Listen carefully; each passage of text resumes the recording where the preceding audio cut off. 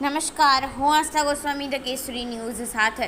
વિસનગરમાં my new India trust દ્વારા દિવંગત અસ્થિઓના છેલ્લા દર્શન, પૂજન અને શ્રદ્ધાંજલિ સહ પુષ્પાંજલિ કાર્યક્રમ યોજાયો. 360 દિવંગત અસ્થિઓના હરિદ્વાર ખાતે વિસર્જન કરવામાં આવશે. વિસનગરમાં આદર્શ વિદ્યાલય હોલ ખાતે માય ન્યૂ ઇન્ડિયા ટ્રસ્ટ દ્વારા દિવંગત અસ્થિઓના છેલ્લા દર્શન, પૂજન અને શ્રદ્ધાંજલિ સહ પુષ્પાંજલિ અર્પણ કરવાનો કાર્યક્રમ યોજવામાં આવ્યો હતો. જેમાં માય ન્યૂ ઇન્ડિયા ટ્રસ્ટ દ્વારા છેલ્લા 12 વર્ષથી આ કાર્યક્રમ કરવામાં આવ્યો છે. જેમાં વિસનગર સહિત આજુબાજુ વિસ્તારમાંથી દિવંગત અસ્થિઓના હરિદ્વાર ખાતે ગંગા નદીમાં શાસ્ત્રોક્ત વિધિ પ્રમાણે વિસર્જન કરવામાં આવશે. જેમાં અસ્થિઓના છેલ્લા દર્શન કરી સ્વજનોના આંખમાંથી આંસુ સરી પડ્યા હતા.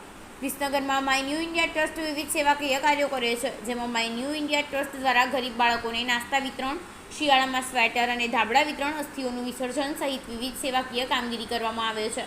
જેમાં વર્ષ 2012થી માય ન્યૂ ઇન્ડિયા ટ્રસ્ટ દ્વારા હરિદ્વાર ખાતે ગંગા નદીમાં શાસ્ત્રોક્ત વિધિ અનુસાર દિવંગત અસ્થિઓના વિસર્જન કરવામાં આવે છે. જેમાં અત્યાર સુધીમાં માય ન્યૂ ઇન્ડિયા ટ્રસ્ટ દ્વારા 6500થી પણ વધુ દિવંગત અસ્થિઓનું ગંગા નદીમાં વિસર્જન કર્યું છે.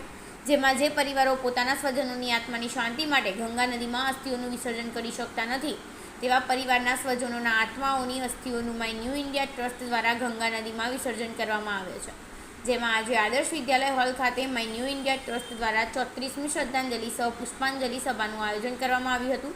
જેમાં 360 દિવંગત અસ્થિઓના છેલ્લા દર્શન, પૂજન, શ્રદ્ધાંજલિ સહ પુષ્પાંજલિ અર્પણ કરવામાં આવી હતી. જેમાં 360 દિવંગત FCI અસ્થિઓના સ્વજનોએ શ્રદ્ધાંજલિ અર્પણ કરી હતી. જેમાં છેલ્લા દર્શન કરતા સ્વજનોના આંખમાંથી અશ્રુ સરી પડ્યા હતા.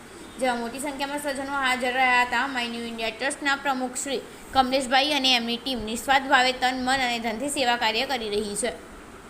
રિપોર્ટર આબિદ અલી ભુરાત, સાબરકાંઠા દ્વારા.